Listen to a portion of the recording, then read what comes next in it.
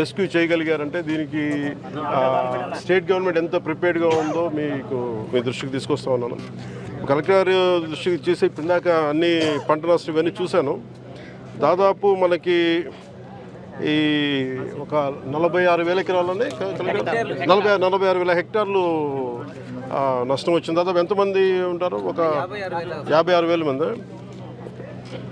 So ఇది అందుకే చూసాం. ముందుగా చాలామంది కౌలు రైతులు కూడా నష్టపోయారు. దీని గురించి ముఖ్యంగా బాలశౌరి గారు, మండలి బుద్ధిప్రసాద్ గారు, మంత్రి గారు అడుగుతూ ఉన్నారు.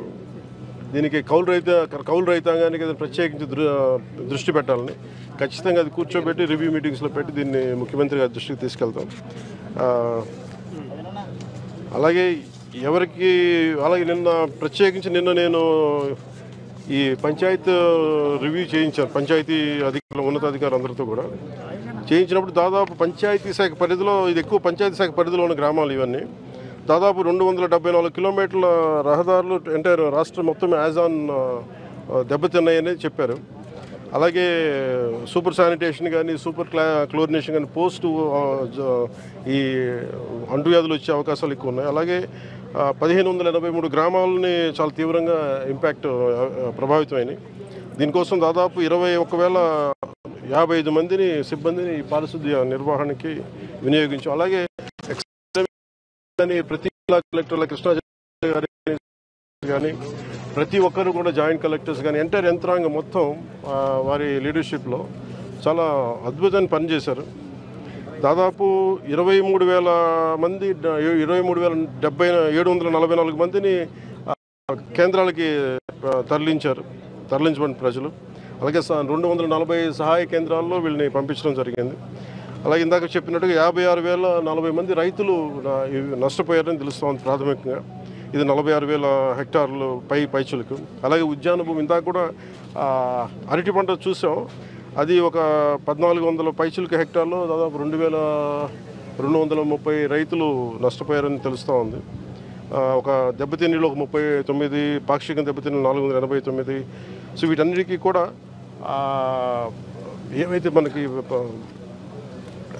ఏవైతే సహాయం అందించాలో ఖచ్చితంగా వాటి అందిస్తాం. అలాగే యాక్సిడెంట్ జరిగింది పాపం, బైక్లో వస్తే చెట్టు విరిగిపడిపోయినాయి, అధిక రక్తస్రావం చనిపోయిన శ్రీ కోయా సుబ్బారావు గారు, వారి కుటుంబానికి మా ప్రగాఢ సానుభూతిని తెలియజేస్తాం. అలాగే పునరావాస కేంద్రాల్లో ఉన్న వారందరికీ కూడా 25 కేజీల బియ్యాన్ని మత్స్యకారులు, చేనేతలకు ప్రత్యేకించి 50 కేజీల బియ్యం వాళ్ళని ముఖ్యమంత్రి గారి ఆధ్వర్యంలో నిర్ణయించింది. అలాగే బియ్యంతో పాటు కావాల్సిన కందిపప్పు కానీ, పామాయిల్, ఉల్లిపాయలు కానీ, బంగాళదుంపలు కానీ, పంచదార కానీ కూటమి ప్రభుత్వం వీటన్నిటిని ఉచితంగా సప్లై చేస్తూ ఉంది. అలాగే శిబిరాల్లో ఉన్న వారికి ఇళ్ళకి వెళ్లే ముందు ఒక్కొక్కరికి 1,000 రూపాయల చొప్పున ఇస్తూ ఉన్నాం. ఒక్కొక్క కుటుంబానికి గరిష్టంగా 3,000 ఉంటుంది సార్, 3,000 చెల్లిస్తూ ఉన్నాం. అలాగే పంట నష్టం ఇప్పుడు మేజర్గా ఈరోజు మేము చేసింది ఏంటంటే పంట నష్టం అంచనా ప్రక్రియని సకాలంలో పూర్తి చేయాలని మేమందరం కోరుకుంటా ఉన్నాం. దాన్ని అధికారులందరితో ఒక సమీక్ష జరిపి దీన్ని క్యాబినెట్లో దృష్టిలో పెట్టి, అత్యవసర క్యాబినెట్ అంటూ కూడా దాన్ని ముఖ్యమంత్రి గారి దృష్టికి తీసుకెళ్తాం అందరికీ కూడా. అలాగే కేంద్రానికి కూడా ఎంత సహాయం అడగాలి, ఏ స్థాయిలో అడగాలి అనేది కూడా ఒక రిపోర్ట్ వచ్చిన తర్వాత ఖచ్చితంగా అందరూ, బాలశౌరి గారు ఉన్నారు, కన్సర్న్ ఎంపీస్ అందరూ కూడా దీన్ని ముందుకు తీసుకొని తెలియజేసుకున్నారు. Thank you. అలాగే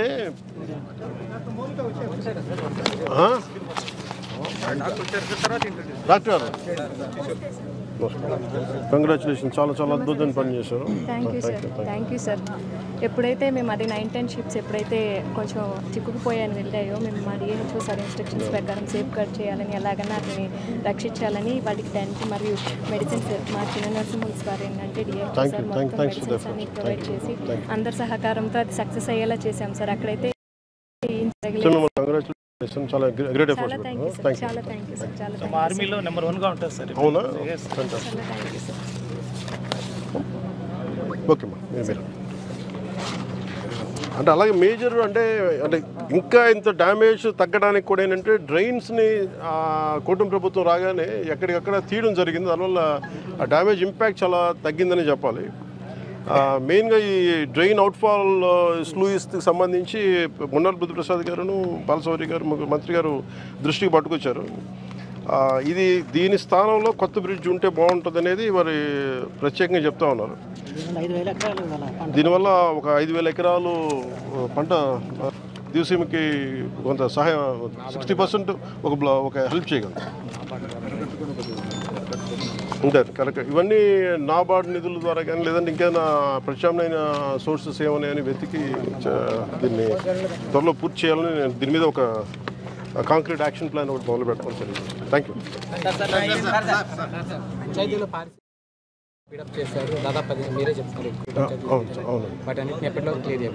అంటే నిన్న రివ్యూ మీటింగ్ చేసినప్పుడు దాదాపు వాళ్ళు అడిగింది ఏంటంటే మేజర్కి ఈరోజు చేసేస్తామని చెప్పారు. మ్యాక్సిమం ఇంకొక 1 or 2 days పడద్దేమంటుంది. నాకు తెలిసి మేజర్కి నిన్న వాళ్ళు చెప్పడం ఒక 80-90% నిన్నే చేసాం సార్. 10% మిగిలింది. ఏదన్నా ముఖ్యంగా ఒకటి ఏంటంటే పారిశుద్ధ్య పనులు సరిగ్గా చేయకపోతే పాత చెత్త అంతా మళ్ళీ కాలువల్లోకి వచ్చి మళ్ళీ డ్రైనేజ్లోకి వచ్చింది. దాన్ని మటుకు బాగా అది రిపీటెడ్ కరెక్ట్ దాన్ని చేయాల్సిందే.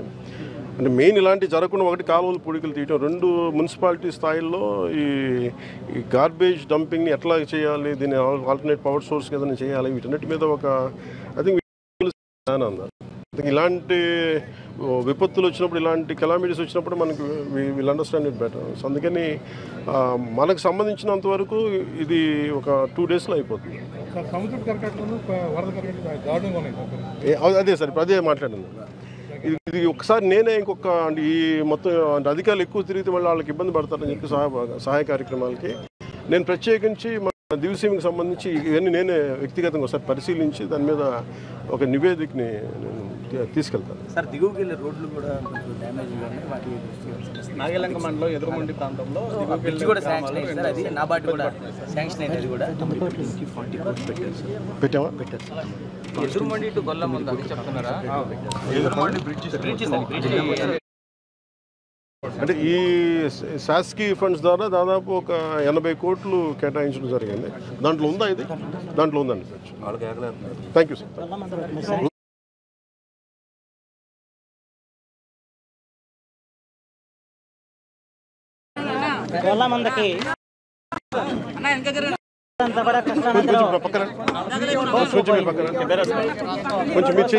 కలెక్టర్ గారు నేను వెళ్ళి చూడటం తీసి వారు చూపించినట్టు వారితో అంటే ప్రత్యేకించి నా దృష్టికి తీసుకొచ్చారు. మన ప్రసాద్ గారు కానీ మన బాలసౌరి గారు కానీ మా దృష్టికి తీసుకొచ్చారు.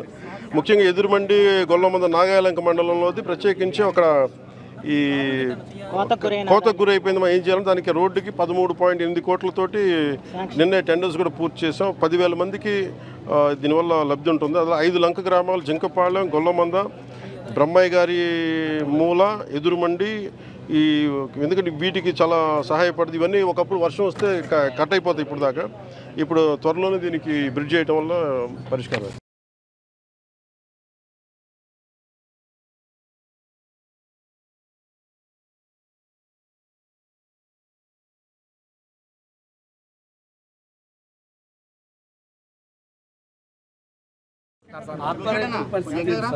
ఆక్వారైతులకు చాలా ఇబ్బంది పడుతూ ఉన్నారు రేటు గాలి వల్ల.